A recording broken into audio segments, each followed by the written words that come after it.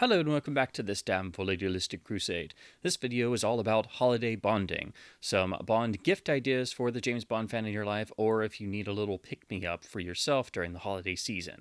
This was inspired by a recent Bond experience video, but the items gone over there are also quite on the expensive side because Bond is so much viewed as a luxury brand by those in charge now that pretty much everything Bond related that's offered for sale these days is pretty much out of the reach for most people's budget. So I decided to try and focus on making a budget-conscious Bond gift idea list. So this is essentially holiday bonding on a budget.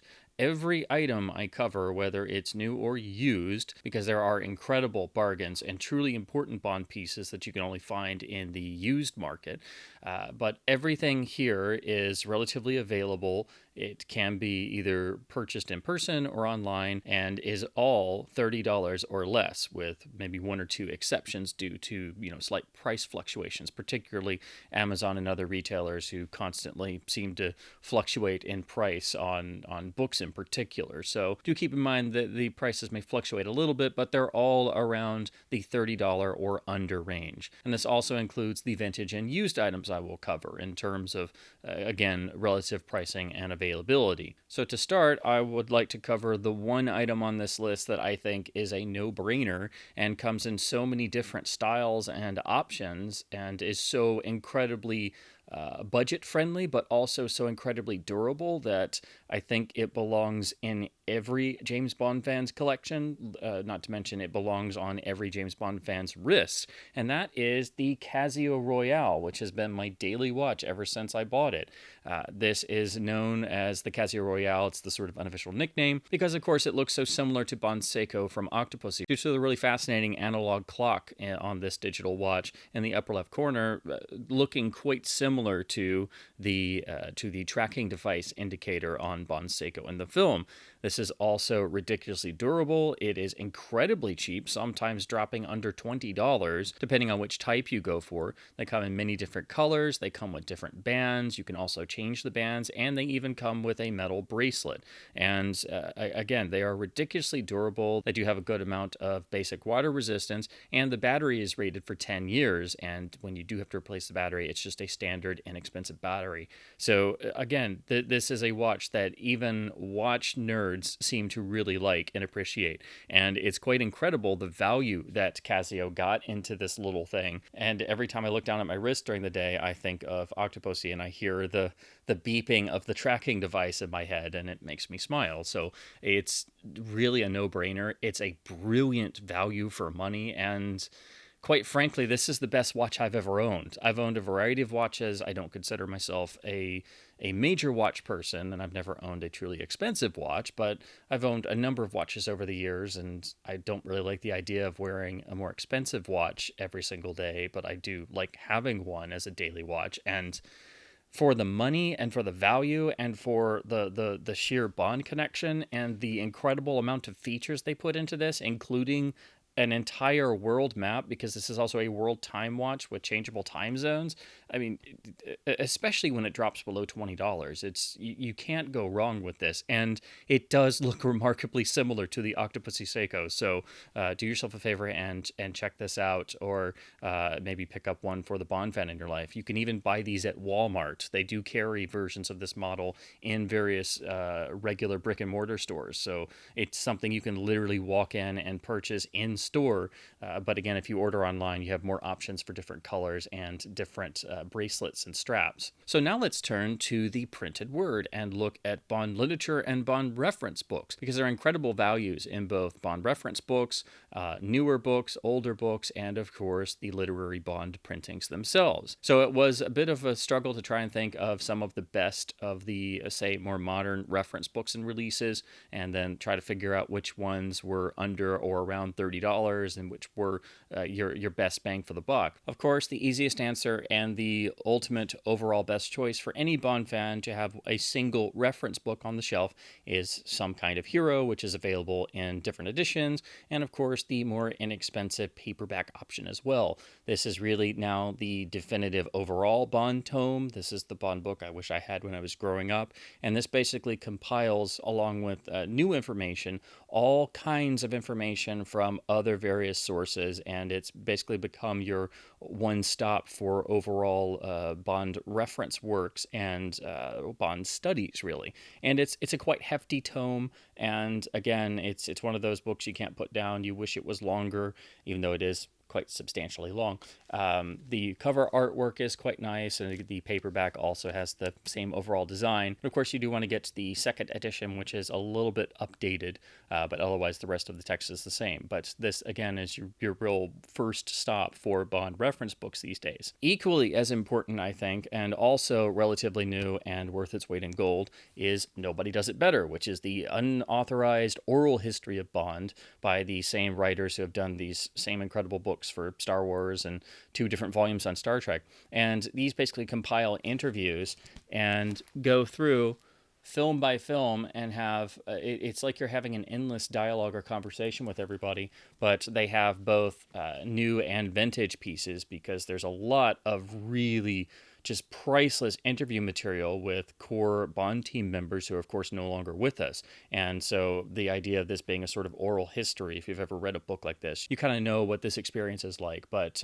these are indispensable. And even if you don't agree with all of the more modern comments on the various films, it is helpful to get other perspectives. And this is quite hefty. It clocks in at just over 700 pages. So even though this says unauthorized and it just says oral history, don't let that fool you. This is worth its weight in gold, and really is this second book that any Bond fan should pick up in terms of new reference books to have on the shelf, because this, like Some Kind of Hero, is one you have on the shelf, and you need to be able to have it there to pull off the shelf and flip through at any time for reference. Next is another modern Bond reference book that is full of priceless material you are not going to find anywhere else.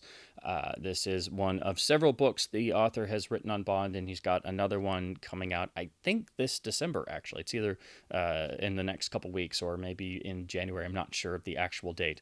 But that is Mark Edlitz's Lost Adventures of James Bond. Now, this is the one book that does kind of fluctuate around the $30 mark. I think right now the main edition is at $31 on Amazon. So again, this is the one that kind of fluctuates the most. So sometimes it's on sale, sometimes it's more inexpensive, and also there are ebook versions as well.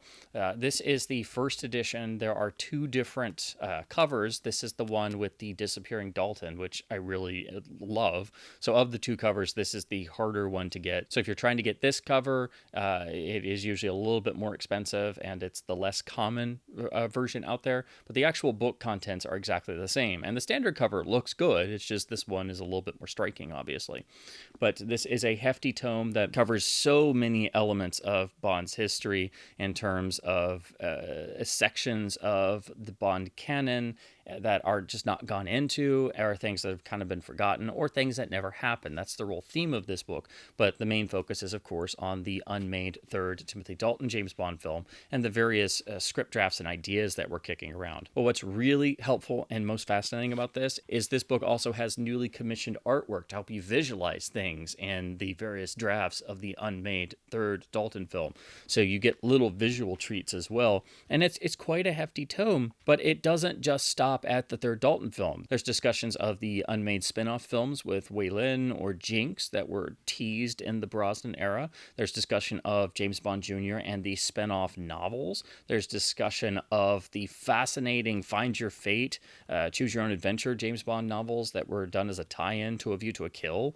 So this is for the hardcore Bond fan, and Edlitz turned up information that just had not really come to light before, and went into detail in brand new interviews that he conducted for this book. There's even a section on the fascinating curiosity adventures of 003 and a half, which is the sort of kids young Bond 1960s attempt that most people are unaware of. So I mean, this is absolutely priceless, and again, worth its weight in gold. But if you're needing something that is a new Bond reference book and is more on the inexpensive side, or maybe something you could use as a stocking stuffer for a Bond fan, there is one volume that I think is indispensable. It is print on demand, so you do have to order it online anyway, and it's also absurdly inexpensive. That is the Speaking of Writing collection of Richard Maybaum interviews, essays, writings, and of course, Maybaum is the entire brain behind the cinematic James Bond because, of course, he worked on the vast majority of the original 16 films, either writing or co-writing the various screenplays for the majority of the first 16 films, and really was the brain and voice of the cinematic James Bond. And if you needed a single volume to explain who the cinematic James Bond is and what makes the cinematic James Bond tick, and quite frankly, the elements we've lost in the modern films, that is this book. This is the most priceless Bond volume that has existed in the past. I mean, as great as these other books are I've just gone over, this one, because you're getting the words straight from the horse's mouth from the who I think is the single most underrepresented and undervalued key team member of the James Bond films, whose contribution is probably the most crucial in a creative sense, that just makes this even more priceless than it is. And it's currently selling for only about $11. And even though it's a smaller size book, this is compiled of basically a miniature biography. There's loads of imagery, but also the interviews and articles and journal entries and writings and things are laid out in a relatively chronological order, so you can see how even Maybaum's approach to Bond, and of course the rest of his career, grew and changed over time. But you could also see he had incredible foresight in areas, but there's also a nice image gallery at the back. So even though this is print on demand, there are some nice images. So again, this clocks in at just over 200 pages. It is the most priceless James Bond related book that has been published in I don't know how many years. This is just unbelievably priceless. And if there's any book that every single Bond fan needs to have, just literally needs to have, that it practically cries out and screams if a Bond fan doesn't have it on their shelf, it is this one. It is absurdly cheap, and this is an absolute must. So now moving on to the literary Bond himself, the easiest thing in the world for somebody to pick up for a Bond fan or for a Bond fan to dig into is, of course, one of the later, more modern continuation novels that is currently in print. These can be had for incredibly low prices frequently. Even the recent Kim Sherwood James Bond novel has been going on sale. But of course, what do you do if you're on an extreme budget? And also, what do you do if you're completely new to the literary Bond and you've never read a James Bond novel before? Of course, you have to go back to the master himself and read Ian Fleming's original James Bond novels. But then you run into the problem of the new editions having the modern text and the censoring applied and the Fleming estate's misguided literary revisionism. So that unfortunately takes those off the table, and you do have to track down vintage copies. However, I think tracking down vintage copies is not only more fun, but most of the modern reprintings anyway usually don't have very good artwork. Particularly the new censored and changed US editions have some of the worst James Bond cover art of any printing I've ever seen. They're quite terrible and very cheaply made. So that's another reason why the vintage copies are a bit special. And also, to me, it's always been, I think, better to know that somebody put some effort in to try and do something a little bit special. So if you opened a box and found that you had been gifted some Fleming James Bond novel copies, I just think it's a little bit more special if it was, say, a couple nice condition vintage copies as opposed to obviously somebody just ordering the latest printing. And of course, that's going to be the altered and changed text now, unfortunately. So that really does kind of force you to have to look at vintage editions. But in my experience, there's nothing quite like reading Fleming in a vintage edition. For me personally, my absolute favorites are the iconic 1960s US Signet paperbacks with the bold colors. And these can be found in, quite good shape. But of course, you do have to sort of go through a bunch of eBay listings or look around your local used bookstores and look for ones in better shape and condition. But still, they can be had on average for anywhere between $2 to $5 or maybe up to $10, depending on pricing in your area or what's on eBay per book. So you can get a couple of the classic Signet copies or other editions. It doesn't have to be those, but I'm just using that for an example. But here, of course, is my copy of Casino Royale, which is still my favorite version with the yellow cover. This is a slightly later edition because it adds the fun 007 pages icon, and of course has the iconic James Bond thriller on the front. This has a nice condition spine, and then again a nice condition rear. So if you get one of these in nice shape, you of course get the iconic red edged signet pages, and these just scream Fleming's Bond to me, and they can still be had at a very affordable price. And of course, outside of the tweaks for some of the British idioms and the American text of Live and Let Die, these are unaltered. But if you've read all of Fleming's novels, the question then becomes, have you read Fleming's published non-James Bond works? Of course, there's Chitty Chitty Bang Bang, but of course I'm talking about the two books that sort of get lost in the shuffle. So of course you have Thrilling Cities, which is a phenomenal collection of Fleming writing about various major cities in the world, and some versions of this do contain the exclusive short story 007 in New York. This one doesn't, but again, depending on which edition you get, you can actually get the usually the most obscure of all of Fleming's Bond writings, because it was just tucked in at the end of various printings of Thrilling Cities. But then there's also the Diamond Smugglers, which is essential to see Fleming working in a novel form without the James Bond character. And again, both of these have kind of gotten lost in the shuffle and would be excellent for anyone who's read all of Fleming's Bond novels but hasn't gone into his non-Bond works. But the section of literary Bond that really goes with the least amount of discussion and focus are, of course, the continuation novels, starting with the first in Colonel Sun. This is the original Bantam US paperback with the absolutely stunning artwork. This is the only Colonel Sun copy I really think of when I think of this book, because the artwork is so fantastic. And you can still find this original paperback for only a couple dollars. Just the artwork alone, and the fact that it's one of the stronger continuation novels, it's essential for any Bond fan shelf.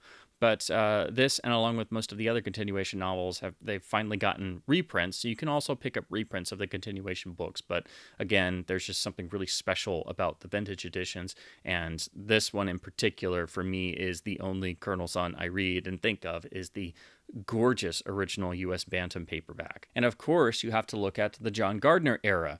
The Gardner books are not discussed very often, and then usually when they are, people focus on the negatives too much. But there are some great Gardner stories, and he did keep the Bond flame going in the literary realm for a substantial amount of time, from 1981 here and License Renewed all the way up to Raymond Benson taking over with 0-10 in 1997. So there are some really fantastic Gardner stories. He did carry the character forward, and all of his books should be read at least once by Bond fans to understand where the literary Bond went for all these years. And there are certain books, particularly the first 5 Gardner books, I think are the strongest overall, and everyone should at least read License Renewed. But you can get copies of Gardner's Bond novels. There are, of course, the reprints from a couple years ago that are still relatively available and inexpensive, but they're no match for vintage editions. I still really love all of the vintage 80s and 90s Gardner paperbacks. Both the paperbacks and original hardcover editions can be had for very, very little money. The hardbacks are usually a little bit more expensive, but usually only a couple dollars each in bookstores.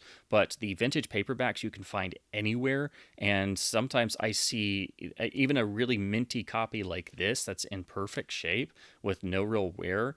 Sometimes you can find them for less than $1, particularly if it's a bookstore that sells a lot of bargain books. So you can actually build a complete collection of all of Gardner's novels, which is quite substantial, and give somebody an entire set of Gardner Bond books for only a couple dollars, really. I mean, you have to track down all of them, or at least you can get a couple or the first 3 or 4 for next to nothing. And especially if you get good condition copies like these, they're still really enjoyable and I think actually quite collectible and just wonderful to have on the shelf. Then you turn to the Raymond Benson era, which had a variety of different printings, and of course has finally started getting modern reprintings. 0-10 just had an anniversary printing, so you can pick up those, but again, my preference is still for the original editions, which are not terribly expensive. You can get the original US hardcovers at a decent price, and the original US paperbacks.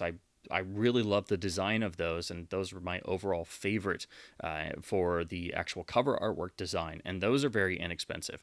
But the best bargain in all of literary Bond is the Omnibus collections of Benson's Bond. So you have these two thick, relatively inexpensive omnibuses of all 6 of Benson's novels, but also with all of his short stories included, some of which, like Blast from the Past, were edited on their original publications. So these save you tracking down all the different issues of Playboy or TV Guide to get all of Benson's Bond short story material, but also these have the full versions of some of those texts. So basically, these 2 big omnibuses, which usually are around $20 each or so, sometimes even less. These will get you the entire Benson Bond literary output in nice individual volumes and are a phenomenal bargain. They are paperbacks. I have seen the Union Trilogy did get a hardcover run, but I think that was like a store exclusive. But again, this is the bargain for all of literary Bond. Again, you can then move into all the later continuation novels that are still readily available, the more modern books by Sebastian Faulks and William Boyd and Jeffrey Deaver, and of course Charlie Hickson's Young Bond series, the then sort of second run of Young Bond books by other authors, then of course the trilogy by Anthony Horowitz, and then of course the newest Bond releases by Kim Sherwood, and then Charlie Hickson's On His Majesty's Secret Service. But again, sticking with the budget idea, especially for those who have never gotten into the literary Bond or who are very much focused on the films, or especially people who love certain films and always wanted to know more detail or know more about deleted scenes or wanted more character introspection, well, a great place to go is, of course, the tie-in novelizations, of which there are certain volumes. Unfortunately, tie-in novels really kind of died out as part of film marketing, but these are fascinating and really rewarding to even people who know the films backwards and forwards. So John Gardner did 2 novels for License to Kill and GoldenEye. Both of those were included in his reprint series, so now they're available and you can get those without tracking down vintage editions. Then Raymond Benson did novelizations for the other 3 Brosnan films. Unfortunately, outside of the Gardner books getting reprinted, all of the Benson books are still just their original printings. Here I've got The World Is Not Enough. These can be trickier to find. They are very much available, though, but you do have to specifically seek them out. But you can still get these for around $5 or so at most bookstores, maybe a little bit more online because they're much more obscure, and of course most movie tie-ins like these only got 1 printing. But while the Gardner books I still highly recommend, they're still in Gardner's Bond style. The 3 Benson novelizations really expand on a lot of characters in the respective films they're adapting. There are exclusive scenes to the Benson novels that should have been in the films, especially in The World Is Not Enough. We get additional character development for Renard and Electra that is crucial to the film. So if you read this, you will get a lot of the drama you don't get in the film, and this will only help to enhance your viewing of the film. Benson also did manage to fix some of the tonal issues in Die Another Day, for example, and include new bits of material. And his Tomorrow Never Dies has a completely different climax because it's seemingly based on the earlier script draft, where the entire finale on the stealth boat was very, very different. So there are a lot of surprises in these, and I do highly recommend them. And if you seek them out, they are readily available for an inexpensive price. But the real secret hidden gem of literary Bond, and something that rarely gets covered, are the 2 Christopher Wood novelizations for The Spy Who Loved Me and Moonraker. These are completely unique because Wood, while he was the credited screenwriter or a credited screenwriter on both films, he wrote these novels taking the film stories and wrote them as if Ian Fleming wrote them. So these are very much Fleming pastiches, but to be quite honest, these are the best Fleming pastiches anybody's ever done. So basically, you can imagine the film versions of Spy and Moonraker, but if Fleming had written a novel about them.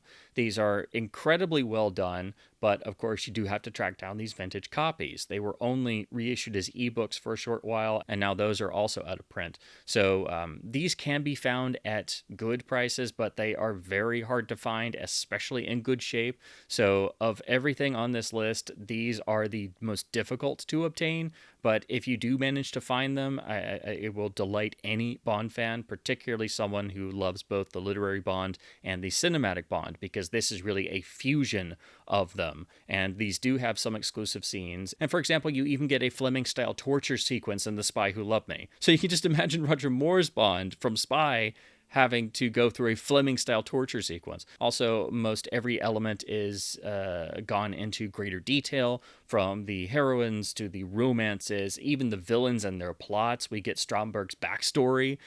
We get Jaws's backstory. We get more of Drax's backstory and why he's enacted his plot scheme. And there are also constant Fleming allusions and things. It's never heavy-handed. These are beautifully written. These are some of the best books in all of the continuation novels, and they're film novelizations too, so you get to see deleted materials that were not included in the films as well. So again, these are essential. These are the best Fleming pastiches anybody's ever done.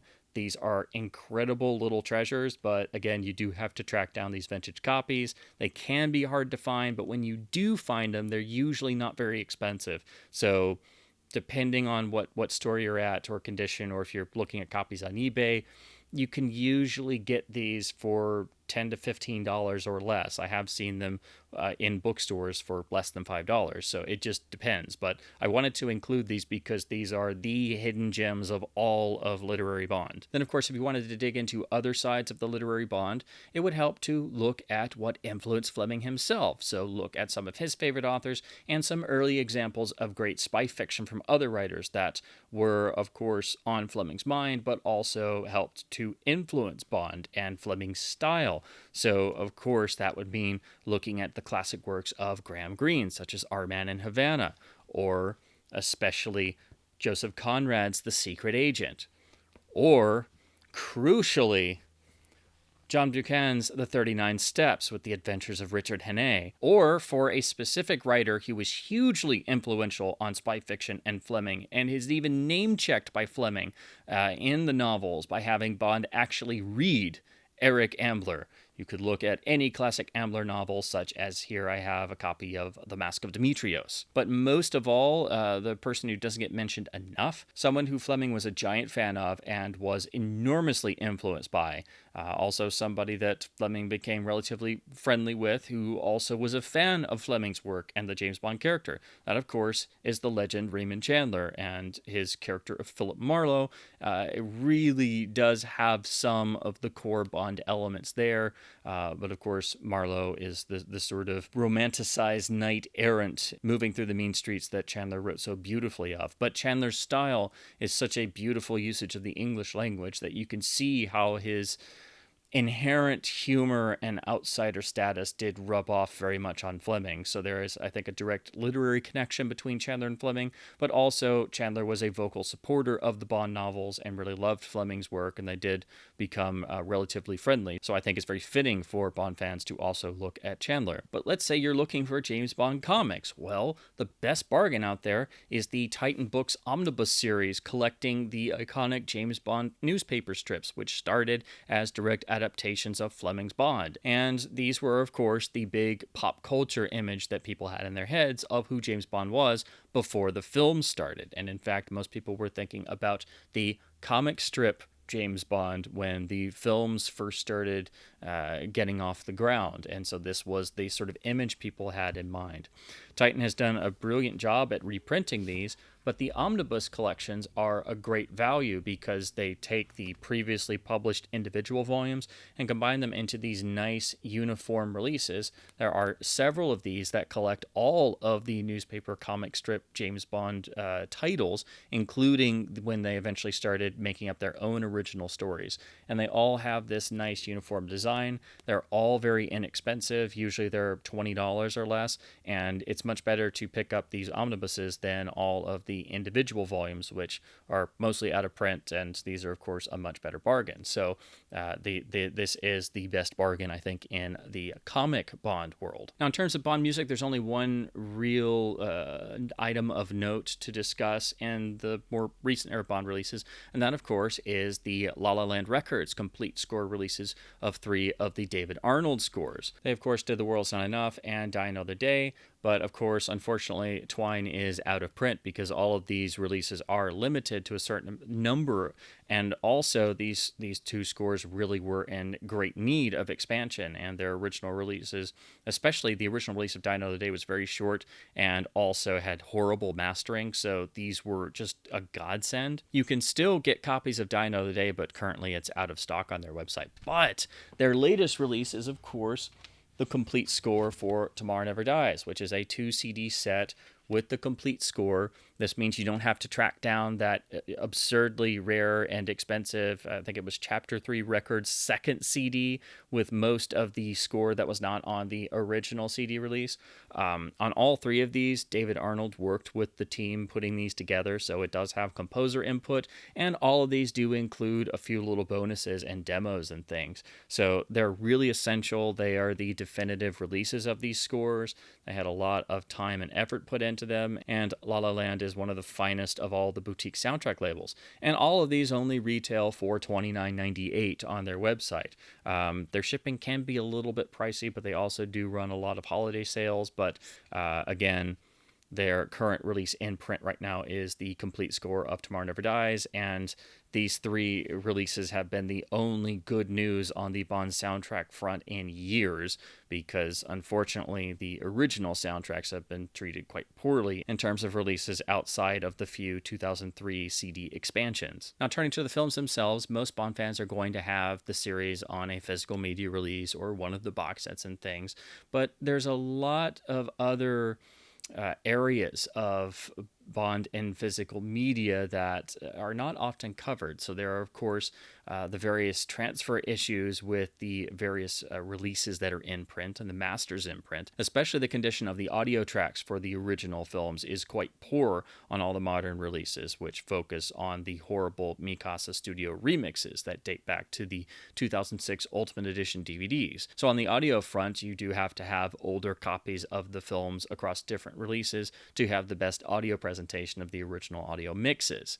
However, there are also other transfer issues in color timing and the various things and screw-ups done by Lowry Digital in 2006 that have carried over to the Blu-rays and such. So that's one reason to have older video editions. But then there's also the collectability and nostalgia factor of having older releases across VHS, Beta, Laserdisc, so on and so forth. So if you're looking for a Bond item that it would also make a nice display piece, even if you're not necessarily someone who's going to be watching an older media format, they can be fun bits of nostalgia and beautiful display pieces to have on the shelf, such as I have here of the really wonderful 1992 Remastered Collector's Series VHS run here in the US that all used original poster artwork. This is one of the few Bond uniform video runs that uses original artwork. They all have these lovely uniform gun barrel spines, gun barrel rears, and on these first pressings of this particular run,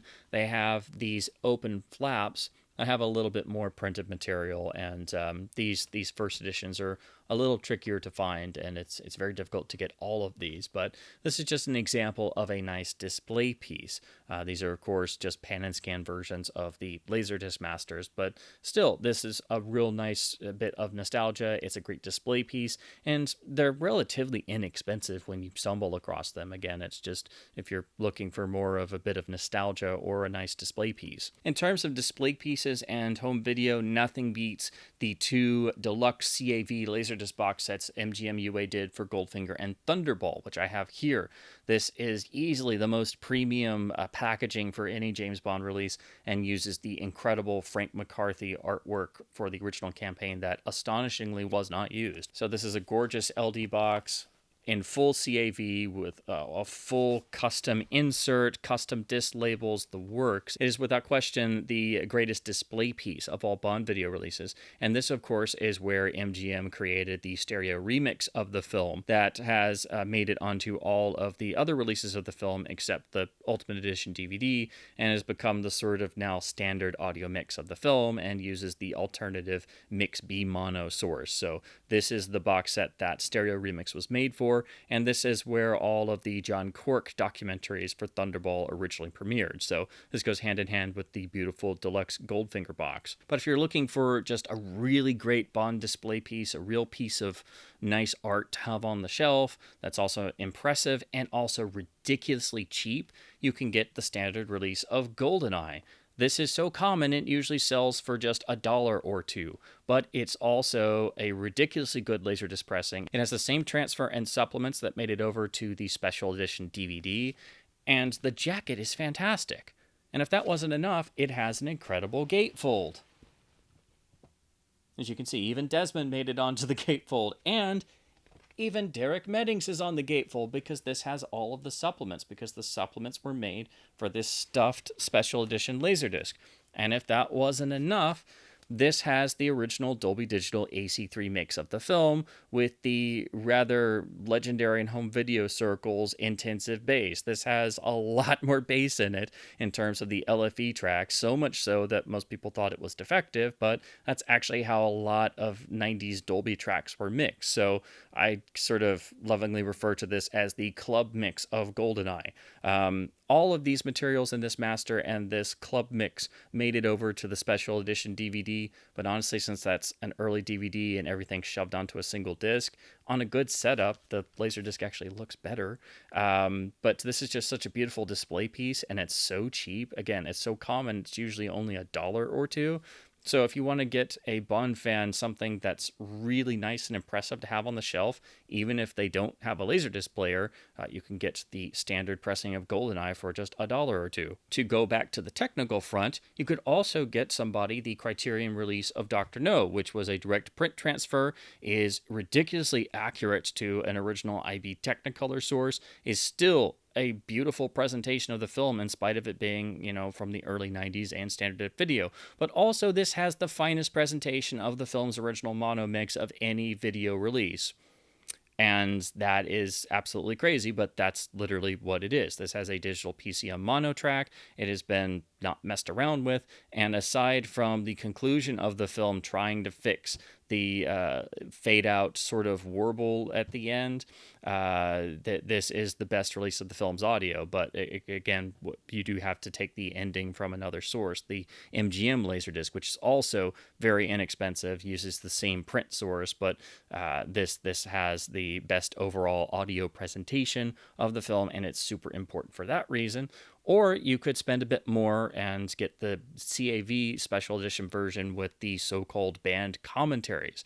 I do have those releases as well, but I'm just showing the CLV version because this was my budget list. And the CAV band Bond Criterion discs, which is the sort of unofficial name they have, those are usually well over $30 each. But the CLV versions get you the same transfers, but without CAV and, of course, without the incredible commentaries. But these are usually very affordable, and again, this disc has the best audio presentation of Dr. No that exists, again, outside of the ending that you have to take from the equally cheap MGM disc. Or if you want a really incredible Bond viewing experience and you're okay with watching older media formats, you can go for one of the letterbox Laserdiscs. This is the letterboxed release of On Her Majesty's Secret Service. This is the first letterbox release of the film anywhere that I'm aware of.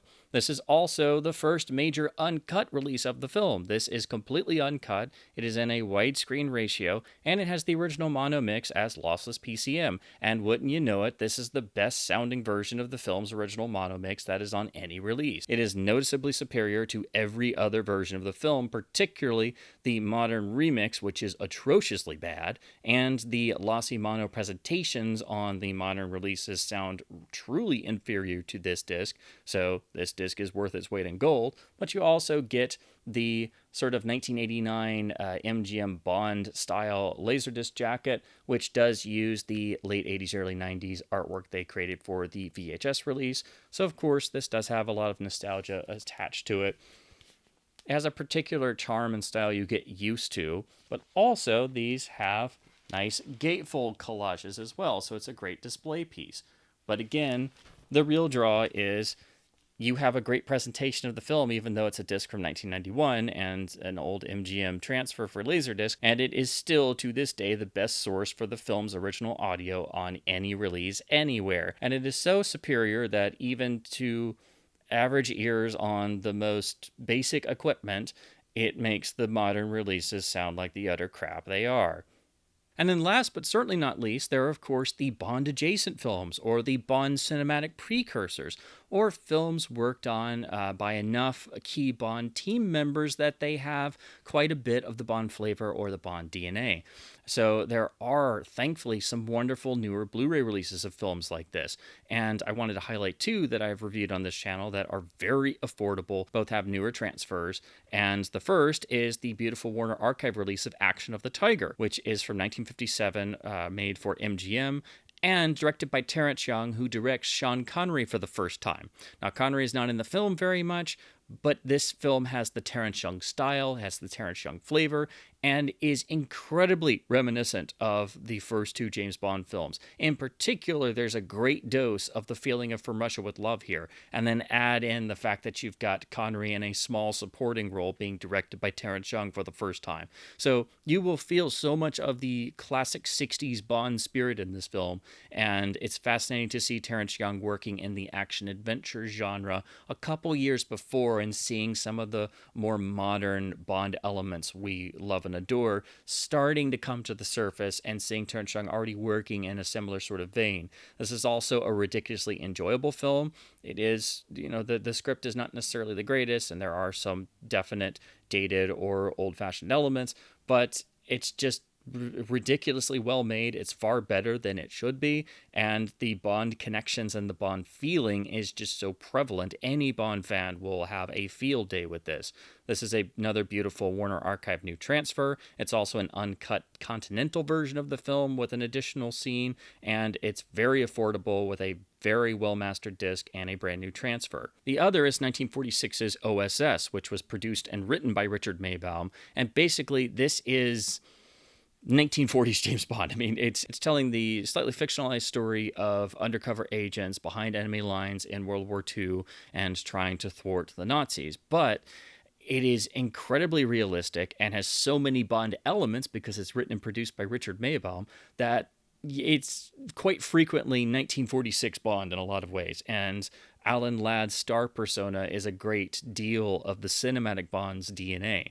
You've even got gadgetry being used. You've got a strong female co-star who has a lot of the elements of the Bond heroine. You have a great villain who gets disfigured and then is wearing an eye patch. You've got scenes on trains. You've got scenes in a train tunnel like an Octopussy. Again, there's gadgetry. There's even a gadget master of sorts. There's the Home Office with the man in charge of the operations, with you could say a dash of the M flavor. So there's some of the Bond structure here, and there's a heck of a lot of Bond elements here. You're going to see flashes of so many Bond materials. There's elements of, again, Octopussy, From Russia with Love, even bits of Her Majesty's Secret Service you can feel connections to here.